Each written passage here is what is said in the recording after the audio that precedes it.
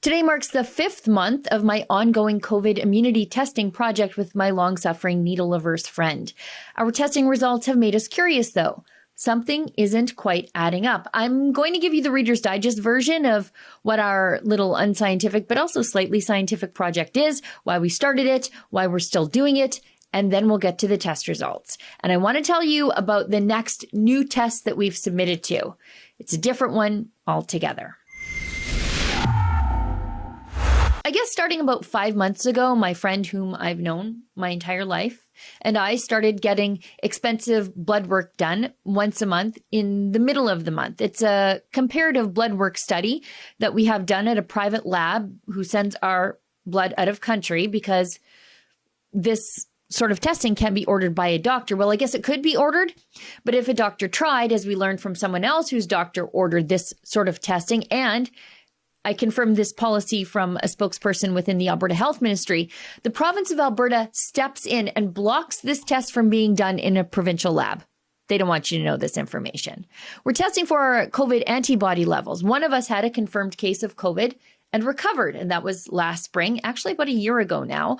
And the other one of us was double vaccinated last summer and never got a booster. That's important to remember because it's the reason we did the second kind of test, but we'll get to that later. And it doesn't really matter who is who in this story because, and I always say this, one of the big casualties of the pandemic was more likely to be your medical privacy than your grandma.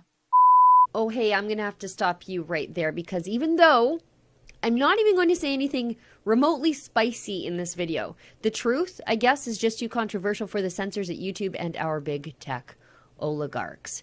In this video, all I really do is show you my medical test results from a reputable lab to prove a point. But if I do that one thing, it's enough to get our YouTube channel completely nuked. I do, however, have a workaround where I can show you this information on a platform that doesn't care about your politics or mine. So I've included a link to this video, fully uncensored, on another platform in the description box below this video. Just click on it and evacuate the censorship platform of YouTube altogether. But I think now is also a good time to remind you that if you want the full uncensored Rebel experience, keep checking in at rebelnews.com where you will find stories that we absolutely cannot publish on social media and videos that we cannot put up on YouTube.